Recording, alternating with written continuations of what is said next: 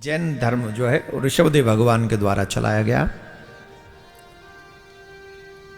ऋषभदेव भगवान के द्वारा उन्हीं के पुत्र हुए भरत, जिनके 3 जन्मों का वर्णन भागवत में आता है। कितने कितने कौन कौन मुक्ति चाहते हैं अपनी कि दोबारा इस धरती पे नहीं आना? चाहते हो कि नहीं? आना नहीं चाहते। कई लोग तो जाना ही नहीं चाहते धरती से। कई लोग तो बात ही नहीं सोच रहे कि हमें जाना भी है। उन्हें लग रहा है कि नहीं, हम थोड़ी जाएंगे, यही लोग जाएंगे, हम तो यहीं रहेंगे। एक बात कंफर्म है, जाना पड़ेगा, तुम चाहो या मत चाहो, लेकिन दोबारा ना आना पड़े इसके लिए एक प्रयास अवश्य करो। ये भरत जी महाराज के 3 जन्मों के प्रसंग से हमको मिलता है। भरत जी महाराज का 3 जन्मों का वर्णन भागवत में आता है। 3 जन्मों का। भरत जी महाराज राजा भरत थे, और राजा भरत होते हुए एक सीमा होती थी पहले कि जब बच्चे बड़े हो गए, सुयोग्य हो गए, हमारी एक एज हो गई, तो चलो अब संसार का त्याग करें, वन में जाएं, भगवान का भजन करें, अपने बच्चे को राज्य दें। राजा लोग अधिकांश यही करते थे। तो एक समय होने पर भरत जी अपने पुत्र को राज्य देकर गए, और जब पुत्र को राज्य देकर भरत जी महाराज गए, सरोवर के तट पे उन्होंने कुटिया बनाई, और कुटिया बनाकर रहने लगे, भजन करने लगे। एक भी दिन किसी की याद नहीं आई घर वालों की। आप लोग एक दिन के लिए भी वृंदावन जाते हो तो फिर याद आती रहती है, घर में क्या होगा, क्या हो रहा होगा, है ना? आती है कि नहीं? लेकिन भरत जी महाराज इतना बड़ा राज्य छोड़ कर आए, इतना सब छोड़ के एक भी दिन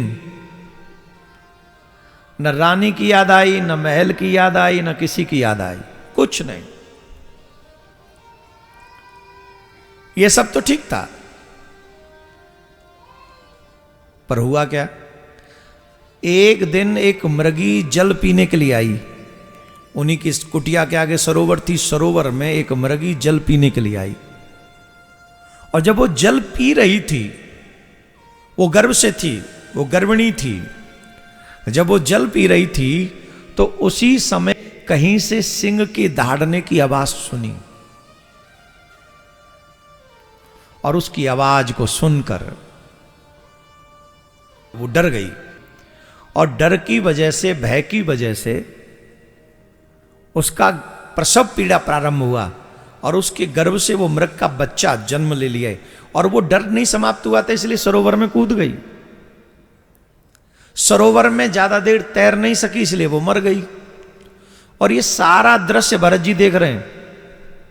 जीवों को दया करनी चाहिए। ध्यान रखो, एक सुनो, भगवान का स्वभाव है दया करना, क्रूरता करना दुष्टों का स्वभाव है, और जो भक्त होते हैं उनमें भी दया का स्वभाव होता है।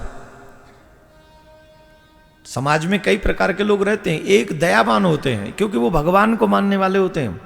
भगवान को मानने वाले लोग हमेशा दयाशील होंगे, और जो अपनी में रहते हैं वो कभी किसी पे दया नहीं करते। वो तो अपने बच्चों पे दया नहीं करते, औरों पे क्या करेंगे? कई माँ बाप को नहीं देखा बड़ी जोर जोर से पीटते अपने बच्चों को, ऐसे समझो जैसे इसी से दुश्मनी है पिछले जन्म की। बच्चों पे भी दया नहीं करते। दया धर्म को रूप है। ये जो दया है, ये पहला चरण है कि हम में धर्म है। आप जितने दयावान होंगे उतने ही श्रेष्ठ होंगे, उतने ही भगवत कृपा पात्र होंगे आप। भगवान सबसे बड़े दयालु हैं, उनसे बड़ा दयालु कोई नहीं।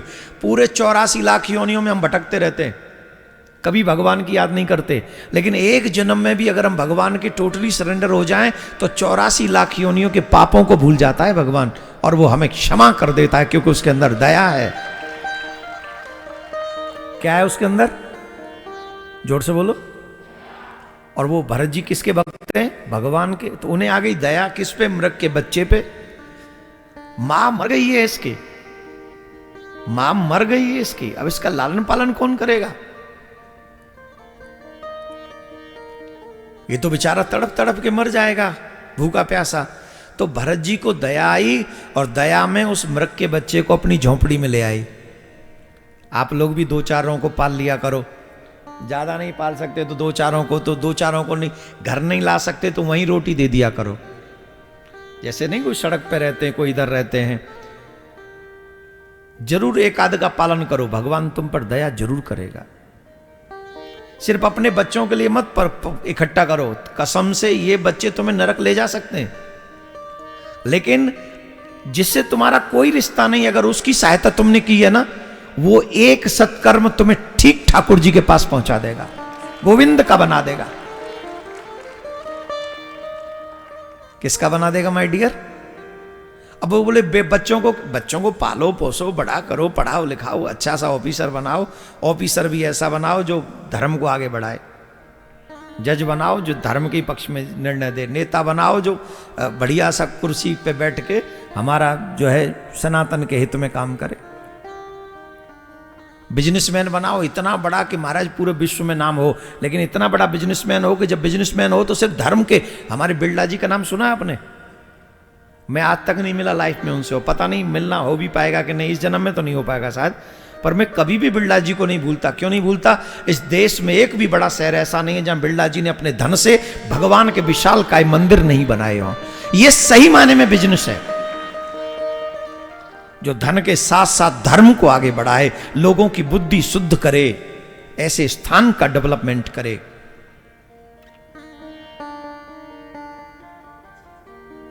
तो दया करो। वो भरत जी महाराज दया की और दया उस बच्चे को ले आए, उसका लालन पालन करने लगे और यहीं उनका अट्रैक्शन फंस गया।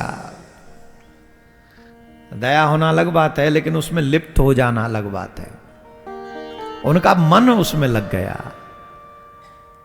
खाएंगे बाद में, पहले उसे खिलाएंगे, जल बाद में पिएंगे, पहले उसे जल पिलाएंगे, सोएंगे बाद में, पहले उसे सुलाएंगे, आदि आदि क्रम में फंस गए।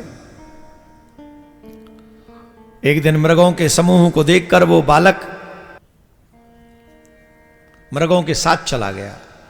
अब मृग के जाने पर देखो, बच्चों को अपने खुद के पुत्र को छोड़ के आ गए, लेकिन मृग के बच्चे में आसक्त हो गए। ऐसी आसक्ति हुई कि हा मृग हा मृग हा मृग कहते कहते अपने प्राणों का त्याग कर दिया, अपने प्राण त्याग दिए। प्राण कैसे त्यागे? मृग मृग कहते कहते। मन किस में था? मृग में। तो अगला जन्म किसका हुआ? बोले मृग का। अंत मति सुगति, अंत में मरने वाले की जैसी मति होती है, अगले जन्म में उसकी वैसी गति होती है। आपका मन जिसमें होगा, आपको अगला जन्म वैसा मिलेगा। भरत जी महाराज को मृग बनना पड़ा। क्या बनना पड़ा माय डियर? जोर से बोलो, तुमको क्या बनना है? तुलसी मृग के मोह में भरत धरी नरदेह, तुलसी उनकी कौन गति, जो घर घर करत सने। एक मृग्या के मोह में भरत धरी मृगदेह। एक मृग के मोह में आकर भरत जी को मृग योनि में जाना पड़ा। हमारा क्या होगा? हमारा मन तो दुकान में भी है, हमारा मन मकान में भी है, हमारा मन संतान में भी है, और हमारा मन दाम में भी है, हमारा मन नाम में भी है, हमारा मन तो सब जगह है कि नहीं? बोलो, फिर हम क्या क्या बनेंगे?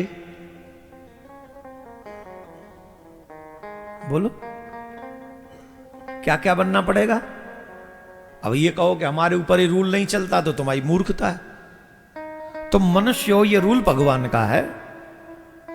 तुम अच्छा बुरा करोगे, भगवान उसका फल देगा, अच्छा बुरा देगा। ये रूल भी भगवान का है, ये किसी मनुष्य का नहीं है।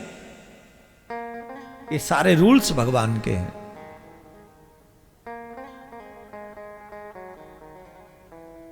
तुम जैसा कर्म करोगे तुम्हें वैसा बनना पड़ेगा, ये रूल भगवान के हैं।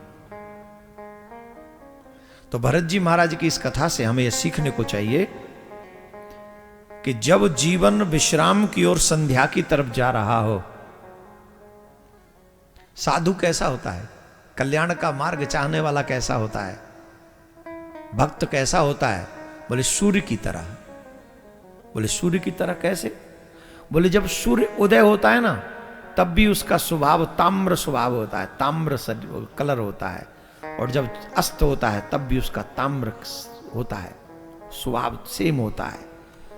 इसका मतलब है जीवन में चाहे सुख आए चाहे दुख आए, सुख में फूले नहीं और दुख में दुखी न हो, रोए नहीं। सुख आ जाए तो वैसे ही विनम्र बने रहो, और दुख आ जाए तो ठाकुर जी के आगे चरणों में प्रार्थना करते रहो। सह लो ये सोच के कि मेरे ही पापों का फल होगा, अच्छा है मेरा प्रारब्ध कट जाएगा। थोड़ा सा भी बुखार आ जाए, पूरी दुनिया को फोन कर करके दुखी कर देते। अरे सह लो, प्रारब्ध है, क्या जरूरत है दुनिया में ढिढोरा पीटने की, कोई आवश्यकता नहीं है। भरत जी महाराज की इस कथा से हमको सीखना चाहिए, अगर कहीं फंसे तो 84 लाखों में बार बार आना पड़ेगा। इसलिए जीवन भर एक ही काम करो। बोले क्या? भगवान को मनाने की कोशिश। वो कैसे मानेंगे? बोले उन्हें मनाने का एक ही प्रयास है, दुनिया का काम शरीर से करो और मन ठाकुर जी में लगा के रखो। अहरनिश राधे गोविंद राधे गोविंद गोविंद गोविंद राधे गोविंद। चल भी न बोल, मुंह से ना भी बोल रहे हो तो मन में यही चलता रहे, मन में यही चलता रहे। सुख में हो दुख में हो, जब हो जैसे हो, जहां हो वहीं सुख दुख में नाम जपो, जपो नाम।